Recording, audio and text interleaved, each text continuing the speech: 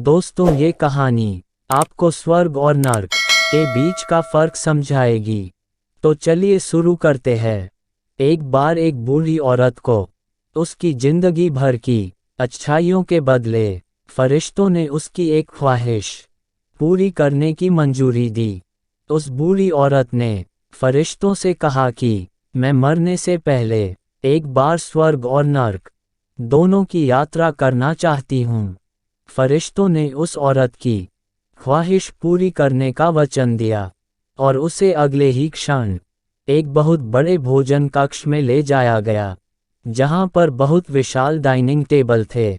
उन पर बहुत ज़्यादा स्वादिष्ट दिखने वाले भोजन रखे हुए थे और बहुत अच्छे अच्छे ड्रिंक्स भी रखी हुई थी। मगर उस टेबल के चारों तरफ बैठे लोग बहुत ज़्यादा मायूस, भूखे और दुखी लग रहे थे। उस औरत ने देखा कि उन सभी लोगों के हाथों पर कोहनी तक लंबी लंबी चम्मच बंधी हुई है। वह लोग जब भी उस चम्मच से खाना उठाकर अपने मुंह तक ले जाने का प्रयास करते, तो उनकी कोहनी मुड़ नहीं पाती और खाना उनके मुंह तक कभी पहुंच नहीं पाता। बूढ़ी औरत ने फरिश्तों से पूछा, क्या ये नर्क है? फरिश्तों ने कहा, हाँ। औरत ने तुरंत कहा, मुझे यहाँ से दूर ले चलो।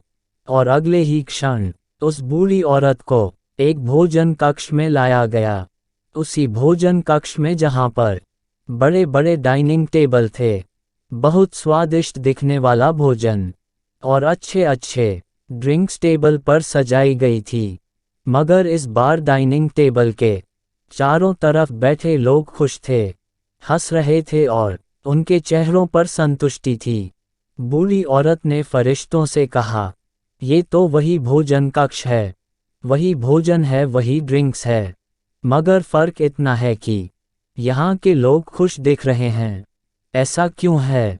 क्या इन लोगों के कोहनी से चम्मच नहीं बंधी है?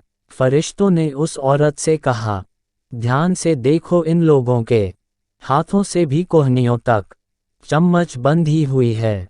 फ़र्क सिर्फ इतना है कि इन लोगों ने एक दूसरे को खाना खिलाना सीख लिया है। दोस्तों, इस छोटी कहानी की तरह ही हम चाहे तो हमारे जीवन में इसी पृथ्वी पर ही स्वर्ग या नरक दोनों का अनुभव कर सकते हैं। अगर हमें स्वर्ग का अनुभव करना है, तो हमें पहले दूसरों के बारे में सोचना होगा, दूसरों को खिलाना होगा, दूसरों की मदद करनी होगी।